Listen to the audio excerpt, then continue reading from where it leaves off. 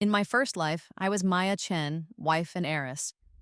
I trusted two people completely: my husband, Richard, who swore he loved me more than the fortune I represented, and my brother, Daniel, who I believed was the only other person on earth who truly had my back. My rival was Victoria Sterling, Richard's ambitious legal counsel, a woman whose envy was so sharp you could feel it like a draft in a warm room. They told me I died by my own hand, a tragic, lonely end for a woman who had everything. They were wrong. They killed me with a needle, held me down as a drug stole my breath, and then they buried me alive. The first splinter of wood against my nails is a shock. Not because it's there, but because I can feel it. The pressure, the sharp jab under the nail bed, the sudden wet warmth of my own blood. For a moment that stretches into an eternity, there was nothing. Just a silent, crushing blackness that wasn't sleep. It was a void. A thick, suffocating blanket pressed over my face, in my mouth, down my throat. I remember Richard's face looming over me, his expression not of sorrow but of impatience. Victoria was there, her manicured hand holding the syringe. "It will be quick," she'd murmured, a reassurance meant for him, not for me. And my brother, Daniel. He just stood in the doorway, his face a blur of conflicted shadow, and did nothing. The blackness had a texture. It was heavy, packed. It was dirt. My eyes fly open, but it makes no difference. The darkness is absolute. Panic, cold and sharp, lances through my chest. It's a primal, animal terror, the kind that strips away reason and leaves only the frantic need for air. My lungs burn, a desperate, silent scream, trapped behind lips caked with soil. I'm in a box, a coffin. My coffin. The realization doesn't land softly. It shatters inside my skull. They buried me. A sound filters through the wood and the earth. It's faint, a rhythmic thumping, overlaid with something else. A high-pitched musical chime. Music. Laughter. The clinking of glasses. My mind, clawing its way back from the drug-induced abyss, pieces it together. They're having a party. My funeral reception. Above my grave, on the manicured lawns of my family estate, the people who are supposed to be mourning me are celebrating. That's when the panic dies, incinerated by a rage so pure and hot it feels like swallowing a star. The fear is gone, replaced by something infinitely more powerful: fury. It floods my veins, a stimulant stronger than any drug, sharpening my senses and clearing the fog from my brain. My silk burial dress, a ridiculously expensive piece of couture Richard had probably picked out with Victoria, clings to my mud-caked skin.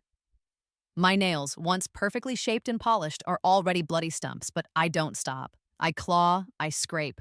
I tear at the satin lining of the lid, my fingers searching for a weakness, a seam, anything. The metallic taste of dirt coats my tongue. I must have been screaming when they threw the first shovelful on the lid.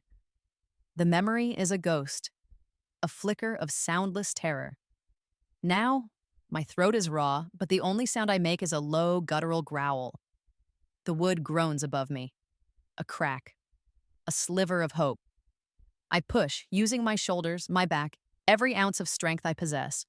The lid splinters, and a cascade of damp, heavy earth pours in, filling my mouth, my eyes. I spit and push, wriggling my body upward, fighting against the crushing weight. 6 feet. They buried me 6 feet deep. Amateurs, a cold, detached part of my brain observes. Every inch is a battle. The earth is a greedy monster trying to swallow me back down. But the sounds from above are my fuel. Every burst of laughter, every cheerful toast to my memory is another shovelful of adrenaline. They think I'm gone. They think they've won. Richard, my charming, worthless husband, is probably delivering a tearful eulogy right now, describing the beautiful, fragile soul he has lost, while already picturing himself at the head of the Chen Enterprises boardroom. And Daniel, my God, Daniel, that betrayal cuts deeper than the grave. He watched them, he let them, for money. For a piece of the empire he was too weak to build himself? The thought of his face, that weak, shadowed face, gives my arms the strength of steel. I break the surface with a gasp, my head emerging from the soil like some creature from a nightmare. The night air is cold on my filthy skin. I drag the rest of my body out, collapsing onto the damp grass, my lungs heaving, pulling in ragged, life-giving breaths. The party is in full swing on the veranda of the main house, maybe 100 yards away. String lights cast a warm, festive glow over the gathering. They look like fireflies dancing in the darkness. I check the diamond watch still clasped to my wrist. The glass is cracked, but it's working. 8:57 p.m., the will reading. Richard and Victoria had been so eager to schedule it. They'd pushed my lawyers, citing the supposed instructions in my suicide note. They wanted it finalized as quickly as possible. It's tomorrow, at 3 in the afternoon. That gives me less than 18 hours. 18 hours until my billion-dollar empire, everything my grandfather built and I protected, legally transfers to the man who put me in the ground. Panic flutters again, a weak, dying bird in my chest. I crush it. There's no time for fear. There is only time for a reckoning. They're laughing, drinking champagne, and enjoying the fruits of their crime. They think Maya Chen is dead and buried. They're half right. The woman they knew, the one who loved and trusted and forgave, is dead. She's lying in that shattered box under 6 feet of dirt. The thing that just crawled out? That's something else entirely. They wanted a ghost to haunt their fortune. They're about to get a nightmare in the flesh. The journey from the cemetery to the city is a blur of calculated movements and suppressed pain. Every muscle in my body screams in protest. My nails are raw nerves, and the chill of the grave has settled deep into my bones. But the fire in my gut burns hotter. I stick to the shadows, moving along the old stone walls that line the perimeter of the estate, my bare feet sinking into the soft, damp earth. The irony is not lost on me. I am a ghost haunting the edges of my own life. Reaching the service gate, I use a loose stone in the wall to smash the electronic lockbox, a trick I learned as a rebellious teenager. The old code, my mother's birthday, still works. The gate groans open. I'm out. Getting to my penthouse is the next impossible task. I'm a mess of mud, blood, and torn silk. I can't hail a cab. I can't walk into a subway station. But Richard always underestimated me.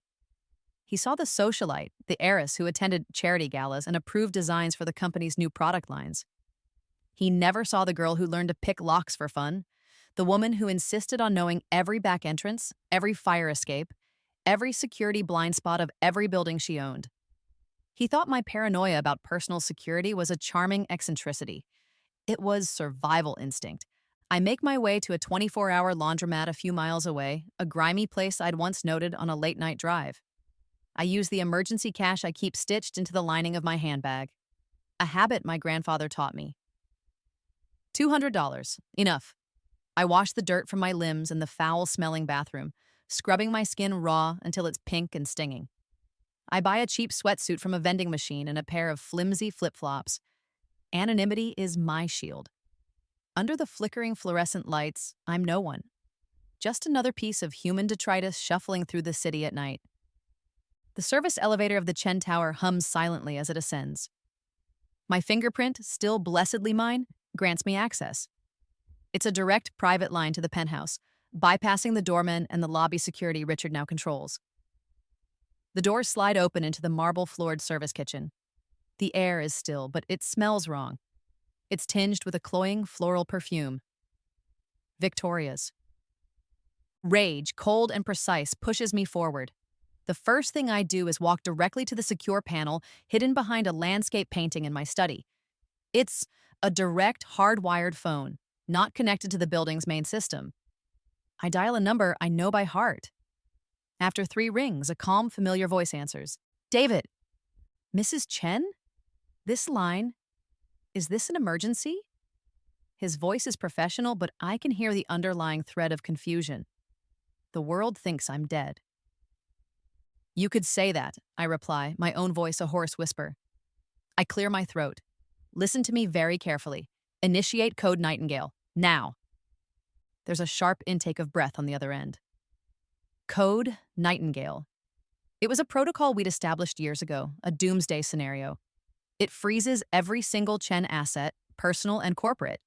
It redirects liquid funds to a series of untraceable Cayman accounts so deeply buried that only David and I have the keys. It effectively paralyzes the entire financial nervous system of my empire. Maya, but The news. Dead, I finish for him, a bitter taste in my mouth. Not quite, David. But others will be if you don't move. Transfer everything to the Cayman backup.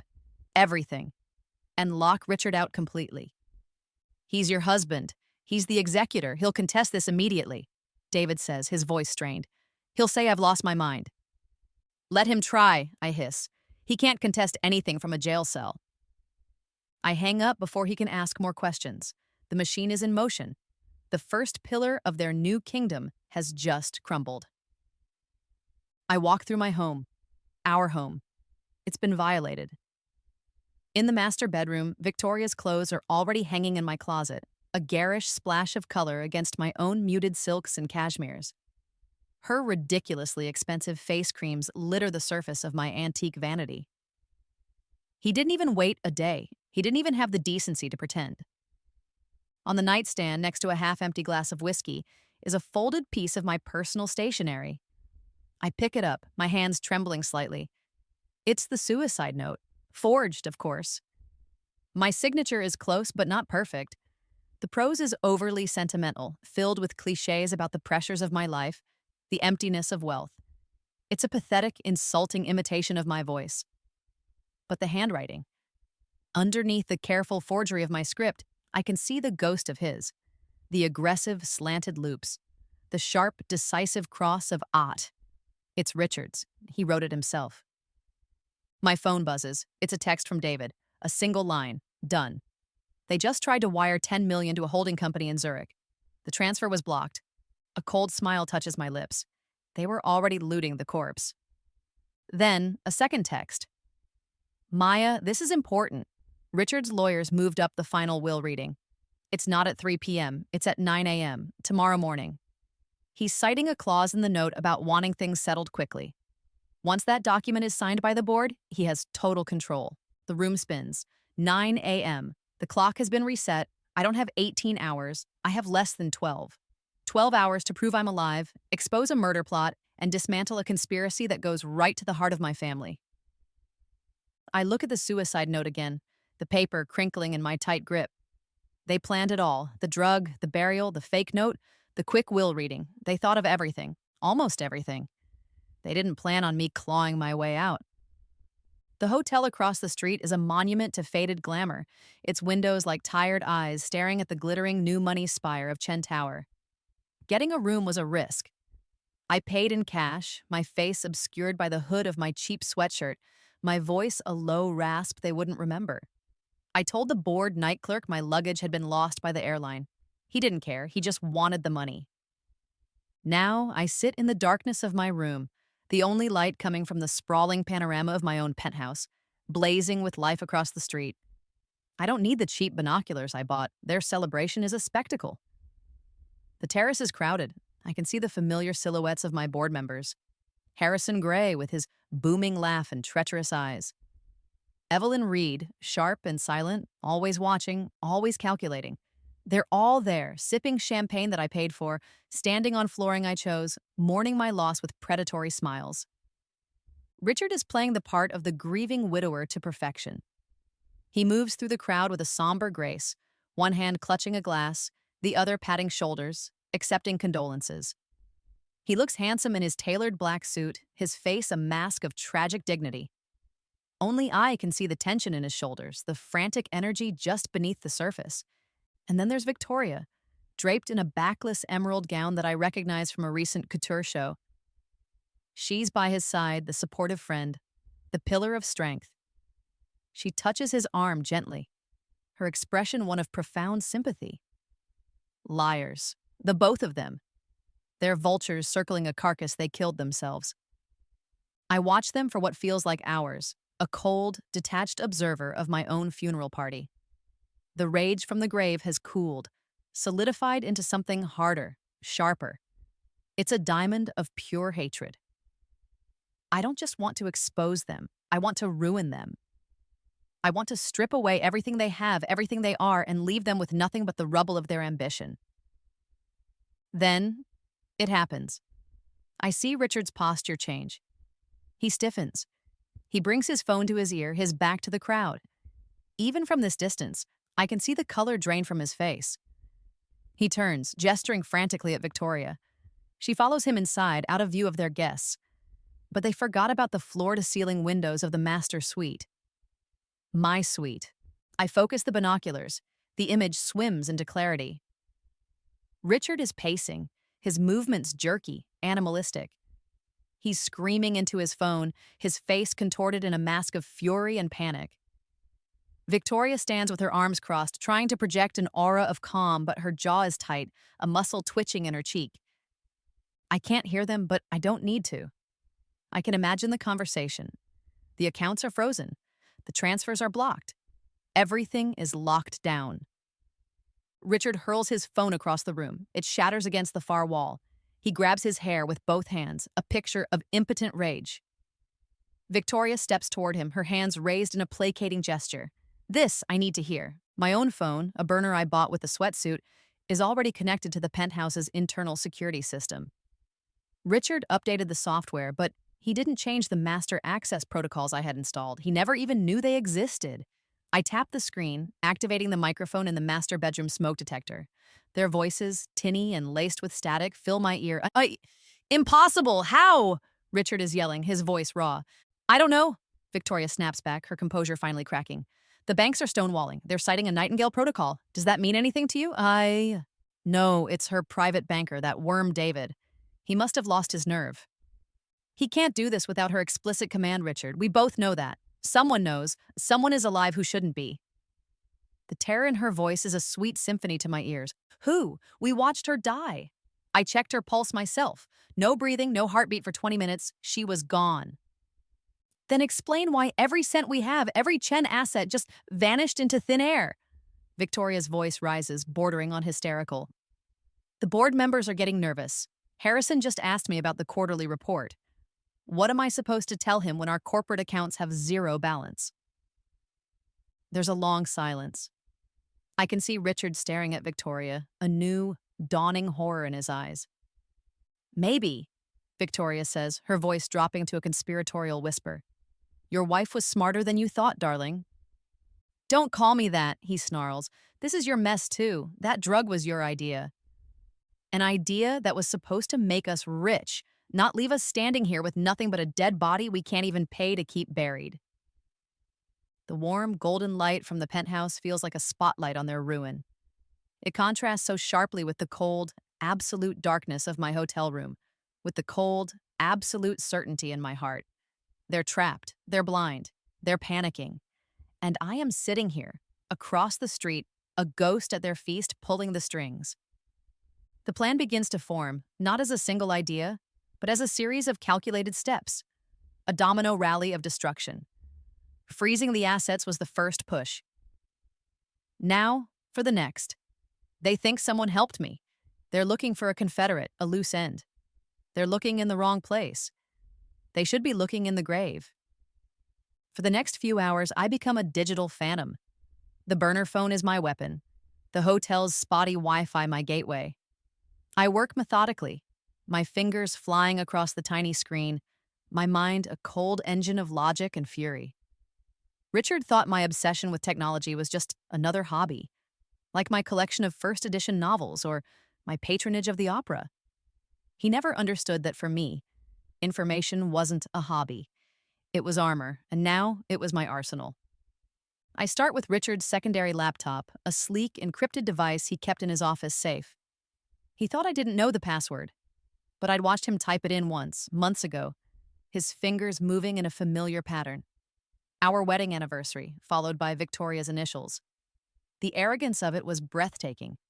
The encryption peels back and I'm in. I bypass his personal files and go straight for the corporate deep storage folders he thought were his private domain. I'm looking for the rot, the financial decay I'd long suspected but could never prove. And there it is. A complex web of deceit spun over years. He'd been embezzling from the company, siphoning off millions. Not in large, obvious chunks, but in 1,000 tiny cuts.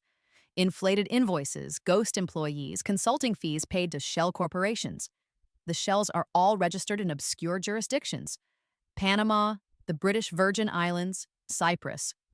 And the signatory on every single one is Victoria Sterling. Of course. It was her legal expertise that gave his greed its teeth. She created the architecture of the crime, a labyrinth of LLCs and holding companies designed to make the money disappear. I download everything, every transaction record, every falsified invoice, every email chain. The data flows into a secure cloud server, a digital lockbox that not even the best forensic accountant could crack without my key. This is enough to send them both to prison for a decade. But it's not enough for me. Prison is a slap on the wrist. I want annihilation. I keep digging, following the digital threads, convinced there's something more. The scale of the fraud is too large, too audacious for just the two of them. Richard is a charming fool and Victoria is a sharp lawyer, but neither of them had the intimate knowledge of Chen Enterprises' internal auditing systems to bypass them so flawlessly. There were firewalls, tripwires, random checks I had personally designed. To get past them, you needed more than just legal know-how. You needed inside access. You needed keys.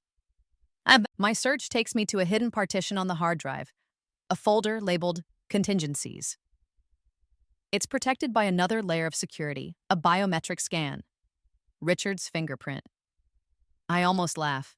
He's predictable, even in his paranoia. I have his prints on file from our prenuptial security clearance. I use a high-resolution image to bypass the scanner. The folder opens. Inside are audio files, recorded phone calls. My blood runs cold. I click on the most recent one, dated the day before my death. Richard's voice, smooth and confident. Is everything in place for tomorrow? A second voice answers, one I would know anywhere. A voice that has been a constant in my life, a source of comfort, of trust, of love. A voice that now sounds like glass grinding in my ears. She suspects nothing, Daniel says. My brother. I switched out her vitamin B12 injection with the vial you gave me. The nurse won't even know. Maya trusts me. She always has. The world dissolves.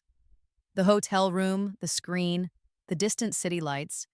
It all melts away into a roaring white noise of pure, unadulterated pain. It's a physical blow, so violent it knocks the air from my lungs. Richard's betrayal was a wound. Victoria's was an irritation. This is an amputation. Daniel, my little brother, the one I protected from schoolyard bullies, the one I funded through college, the one I gave a cushy, high-paying executive position to at the company, just so he could be near me. And the security codes for the private accounts? Richard asks. All the new ones are on the drive I gave Victoria, Daniel replies, his voice devoid of emotion. She won't be able to touch a thing. By the time anyone figures out what happened, you'll be in control. We'll be in control. The word hangs in the air, a death sentence. It wasn't just Richard and Victoria, it was a triumvirate of serpents. My husband, his lover, and my own brother, they all wanted me dead. They all held a shovel. The grief is a tidal wave. It crashes over me, pulling me under. I see his face as a child, his gapped-toothed grin when I gave him my dessert. I see him at my wedding, giving a heartfelt speech about how much he looked up to Richard, how he was so happy his sister had found such a wonderful man. All lies. Every memory is now poisoned, every shared laugh a deception. I don't cry. The tears are frozen somewhere deep inside me, a glacier of sorrow too vast to melt. Instead, a terrifying calm descends. The last vestiges of the old Maya, the woman who could feel love and trust, die in that moment. The ghost in the hotel room becomes something harder, colder, more absolute. I was wrong. I'm not a ghost. I'm a weapon. And I'm pointed directly at the three people who just taught me the true meaning of family. I methodically open a new file on my secure server. Title: Evidence Package, The Triumvirate. I start uploading the audio files, my movements precise and deliberate. My legal death, the status they conferred upon me, is now my greatest asset. I am an observer they cannot see, a witness they believe is silenced forever. They're celebrating their victory tomorrow morning at the will reading. They think they're inheriting a fortune. What they don't know is that Maya Chen is about to walk into that boardroom, very much alive. And by tomorrow night, all three of them will wish they had made absolutely sure she stayed buried. Because I'm not just coming back for my money, I'm coming back for their souls. The clock on the burner phone reads 4:17 a.m. The city outside is in its deepest slumber, a sprawling beast of concrete and glass, breathing slowly in the dark. But there is no sleep for me. Sleep is a luxury for the living, and right now, I am something in between. My next target is Victoria's law office, Sterling and Associates, a boutique firm specializing in corporate litigation, a business I practically bankrolled with the exorbitant retainers Chen Enterprises paid her. Her office is on the 34th floor of a building just 6 blocks away. Getting in will be difficult. Leaving without a trace will be harder. I dress in the black sweatsuit, the anonymous uniform of the night. In the hotel room's small bag of complimentary toiletries, I find a sewing kit. I use the tiny scissors to cut a strip from the bottom of the room's blackout curtain. It's not a mask, but it will obscure the lower half of my face. The break-in is a dance of memory and audacity. I know this building. Victoria had proudly given me a tour after she'd moved in, boasting about her state-of-the-art security system. I had smiled and complimented her while mentally cataloging every camera placement, every motion sensor, every keypad. Daniel, in one of his many moments of unwitting assistance over the years, had once complained about the building's incompetent night shift security guard, a man named Hector, who spent most of his shift in the basement watching soccer games on his tablet. I slip in through a fire exit in the rear alley, prying the lock with the metal stay from the hotel room's lampshade. The alarm system is supposed to trigger, but I know it has a 30-second delay on that particular door, a flaw Daniel had bitched about when he'd been locked out one evening. 30 seconds is all I need. I'm inside, melting into the shadows of the deserted lobby. The elevators require a keycard. I take the stairs, 34 flights. The climb is grueling, a vertical marathon my bruised and exhausted body is not prepared for. But with every step, I picture Victoria's smug face. With every floor, I hear Daniel's voice on that recording. The pain becomes fuel. Her office is at the end of a long, silent corridor. The lock on her door is a high-end digital keypad. But I know Victoria. She's arrogant, but she's also lazy. I try the most obvious code first, her birthday. Nothing. Her university graduation date. Nothing. Then I remember a conversation, a slip of the tongue over cocktails months ago. She'd laughed about a client who used his dog's birthday as a password for everything. So insecure, she'd sneered. I knew she had a pampered little Pomeranian named Prince. A quick search on the public pet registry database I'd done in the hotel gives me his date of birth. I punch it in. The lock clicks open. Her office smells of expensive leather and her cloying perfume. It's immaculate, a temple to her own ambition. On her desk, under a heavy crystal paperweight, is a file. It's thin, unassuming. The tab simply reads, MC Estate. My estate. My hands are steady as I open it. Inside are copies of the forged will, the faked suicide note, and a few other legal documents. But at the very back, tucked into a separate sleeve, is the original. The smoking gun. It's not a file, it's a contract. A formal, notarized agreement between Richard Chen and Victoria Sterling. It's a murder contract dressed up in cold legal jargon. It details the acquisition and administration of a specific pharmaceutical agent. It outlines a service for the discreet and permanent resolution of a domestic complication. It lists the payment, a 30% stake in Chen Enterprises, to be transferred to a holding company controlled by Victoria upon the successful execution of the contract. It's all here. Their signatures, bold and clear at the bottom. The notary stamp, which I'm sure is forged. I pull out my burner phone and photograph every page, the clicks of the camera shutter echoing like gunshots in the silent room. I upload the images instantly to the secure server into the evidence package. Then I create a new folder, this one labeled Press Release.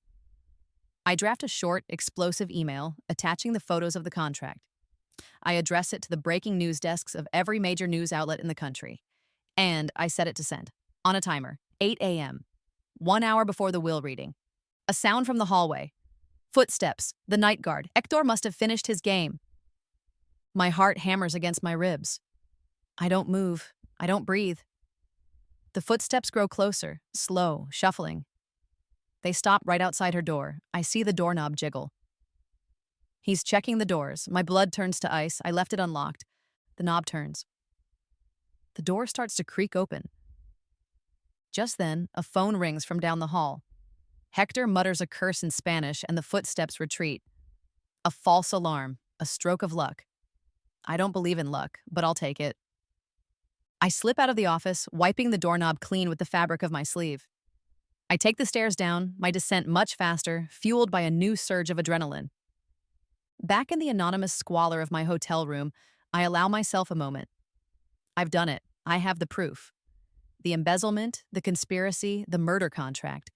I have everything I need to destroy them. The clock reads 6:02 a.m. The sky outside is beginning to lighten, from inky black to a bruised purple. The city is waking up, and the world has no idea that it's about to witness a resurrection. The will reading is in 3 hours. The press release goes out in 2. All I have to do now is stay hidden, stay dead, just for a little while longer. The final act is about to begin, and I need to make my entrance at the perfect moment. The final hours are the longest. The world I am about to reclaim feels impossibly distant, separated from my dingy hotel room by a chasm of silence and anticipation. I shower, washing away the grime of the break-in, the phantom scent of Victoria's perfume. I let the hot water sluice over my aching muscles, a small, temporary comfort. I am a warrior preparing for the final battle. I watch the sun rise over the city, casting long shadows between the skyscrapers. It paints the windows of my penthouse in hues of gold and rose. It looks peaceful from here, a beautiful home for a happy couple. The illusion is so perfect, it's almost sickening. At 7:55 a.m., I open the timed email one last time. The subject line is simple: the murder of Maya Chen. The body of the email contains only a link to the secure server and a short message. Evidence attached. The truth will be revealed at the Chen Enterprises will reading, 9 a.m. sharp. My finger hovers over the confirm send button. This is the point of no return. Once this goes out, the world will be watching.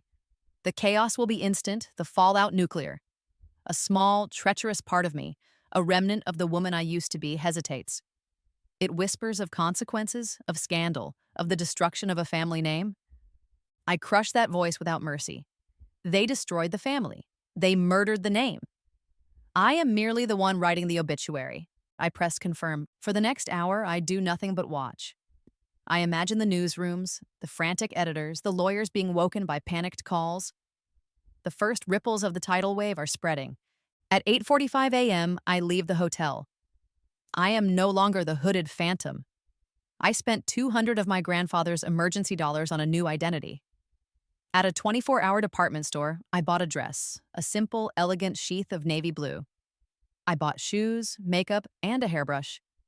In the store's public restroom, I transformed myself. I scraped the last of the dirt from under my nails, brushed the tangles from my hair until it fell in a smooth, dark curtain around my shoulders, and applied my makeup with a steady hand. I did not want to look like a victim. I did not want to look like a ghost. I wanted to look like the queen returning to her throne. I walk the 6 blocks to Chen Tower. The morning air is crisp, the city bustling with its usual energy. People stream past me, heading to their jobs, sipping their coffee, completely oblivious to the drama about to unfold. I feel strangely calm, a quiet island in the center of a hurricane I created. The lobby of Chen Tower is already swarming. Reporters, cameramen, a knot of confusion and barely contained chaos. My press release has landed. They're being held back by building security, but their presence is a confirmation. The stage is set. I don't take the main elevators. I walk to a private bank of lifts at the rear of the lobby, reserved for the executive floors. I use my fingerprint. The doors slide open. A security guard starts to move toward me, his expression confused. He recognizes me, but his brain can't process it. "Mrs. Chen?" he stammers. I give him a small, cold smile. "I'm late for a meeting." The elevator ascends in silence. I watch the floor numbers climb. 38, 39, 40, the boardroom. The doors open onto a hushed, carpeted foyer. I can hear the murmur of voices from behind the grand mahogany doors. I take one deep breath. I smooth down my dress. I am not Maya Chen, the wife, the victim. I am Maya Chen, the reckoning. I push open the doors. The room falls silent. It's a sudden, absolute cessation of sound, as if the world has been muted. The entire board is there, seated around the long, polished table. My lawyers, Richard's lawyers. And at the head of the table, my husband, Richard, his face a mask of performative grief. Next to him, Victoria Sterling, looking sharp and predatory in a blood-red suit. Daniel is there too, standing by the window, his back to the room, a statue of feigned sorrow. Richard is the first to see me. He's in the middle of lifting a coffee cup to his lips. The cup slips from his fingers, clattering onto its saucer, spilling dark liquid across a stack of papers. His jaw goes slack. His face, a moment ago composed and somber, turns the color of ash. Victoria turns to see what he's staring at. The blood drains from her face. She goes white, a stark, terrifying white, her crimson lipstick a bloody gash in a face of snow. She looks like she's seen a ghost, which in a way she has. A collective gasp ripples around the room. Lawyers drop their pens. Board members lean forward, their eyes wide with disbelief. Daniel turns from the window, his expression shifting from phony grief to pure, undiluted shock. His mouth opens, but no sound comes out. I walk forward, my heels clicking a steady, deliberate rhythm on the marble floor. I let the silence stretch, savoring their terror, their confusion. I stop at the foot of the table, directly opposite my husband. "Hello, husband," I say, my voice clear and steady, carrying to every corner of the room. "Sorry I'm late. It was a long way back." Richard finds his voice. It's a choked, strangled whisper. "Maya, you're supposed to be dead?" I finish for him, a thin, sharp smile touching my lips. "Yes, I seem to recall you being quite certain about that. But then, paralytic drugs are tricky, aren't they, Victoria? Sometimes the dosage isn't quite enough to be permanent." Victoria flinches as if I'd struck her. I don't know what you're talking about." "Don't you?" I let my bag drop onto the table. "Then perhaps you can explain this." I slide my burner phone across the polished surface. On the screen is a crystal clear image of the murder contract, her signature and Richard's damningly clear at the bottom. As it slides to a stop in front of her, a new sound fills the room. A chorus of buzzing and beeping. It's the news alerts. Every phone on the table lights up simultaneously. I can read the headlines from here. "Chen Harris alive, murder plot alleged, shocking revelations in Chen Enterprises succession." The room erupts into chaos. "This is impossible!" Richard shouts, lurching to his feet. "This is a trick! She's an imposter!" An imposter with my fingerprints, my voice, and my memories of you injecting me while my own brother held the door? I ask calmly, my eyes locking on Daniel. He recoils, stumbling backward, his face a mess of guilt and terror. Just then, the boardroom doors swing open again. This time, it's Detective James Park, a man I'd only met once at a police charity benefit, but whose reputation for incorruptibility was legendary. He's flanked by 2 uniformed officers. My anonymous tip, sent 5 minutes ago, had worked. "Richard Chen, Victoria Sterling, Daniel Chen," Detective Park says, his voice booming over the din. "You're under arrest for conspiracy to commit murder, fraud, and a list of other charges we'll have plenty of time to discuss downtown." The officers move in, snapping handcuffs onto their wrists. Richard struggles, still yelling, still denying. Victoria is silent, her face a blank mask of ruin. Daniel just weeps, quiet, pathetic sobs. As they are being led away, my lead attorney, a man named Mr. Abernathy, who looks as if he has aged 20 years in the last 5 minutes, clears his throat. There's one more thing," he stammers, looking down at my grandfather's will. "A contingency clause. I've never seen anything like it." He reads from the document, his voice trembling. "In the event of a proven attempt on the life of my granddaughter, Maya Chen, by any named beneficiary of this trust, that beneficiary's share is hereby declared null and void. Said share and all assets pertaining to it will revert immediately and entirely to Maya Chen, its value to be matched in full from the trust's reserve funds." Abernathy looks up, his eyes wide. "The shares held by Richard and Daniel, they revert to you. Doubled. Mrs. Chen, Maya, your net worth just surpassed $2 billion. You are the sole, untouchable owner of Chen Enterprises.